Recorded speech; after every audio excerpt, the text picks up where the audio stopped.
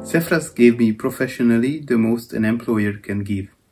It gave me a chance to jump into professional academic life right after completing my PhD. Once I signed my contract with CEFRES, suddenly I found myself in the center of Czech academia.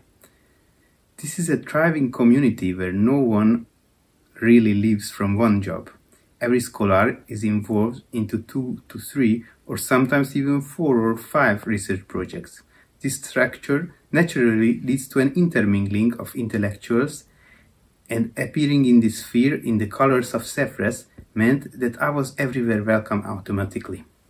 But CEFRES also meant a connection to French intellectual life. It felt sometimes as we were a little oasis or a unit of French Legion somewhere far from the home nation. And in this style we celebrated the famous French scholars who arrived to Prague to one or another event co-organized by us and the French embassy.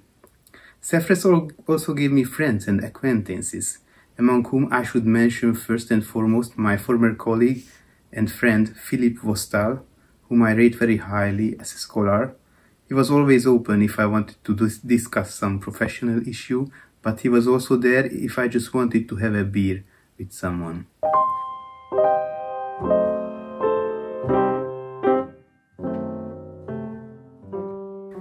I joined CEFRES in a transitional period when our research center was going through significant changes.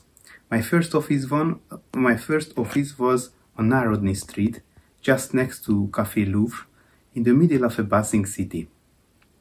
This was a temporary location where sometimes you could hear a choir singing, the other day you could hear how the Spanish or Italian tourist groups made their way through the city center. Instead of this location, we often worked in the cozy CEFRES library on Na Florenzi, which was the heart of our CEFRES experience. This is where I led our weekly seminar for the students of Charles University Institute of International Studies, but this was also where some CEFRES affiliated scholars gathered for work on the weekends, or where we celebrated each other's birthday with the colleagues, and where we basically formed a real community. While being a CEFRES employee, the strangest event I took part was the Night of Philosophy in June 2016.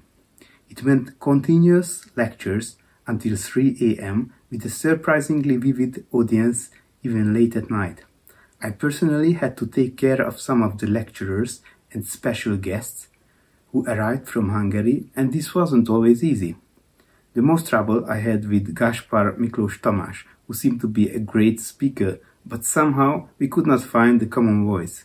So after he called in his lecture the Prague students to revolt on the 100th anniversary of the Great October Revolution, he went missing, although I should have made sure he was going to find his hotel. And when I asked him the next day the question if his hotel room which we rented for him was alright, he took this as an elitist offense. "Of course, young man," he said. "There was a bed and a table, so it was alright."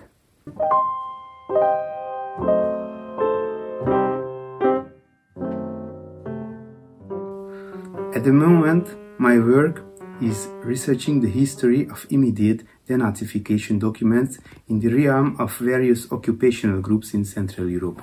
So it is a combination of labor history and a story of transitional justice processes. I try to understand what it took for ordinary people to take part in the investigation of war crimes, and how did they experience a sudden change of the social norms in 1945. I wrote recently also about how memory politics is used and misused in Hungary. In addition, I just started to write docufictions because I think that this way I can reach out to a wider audience. Thank you.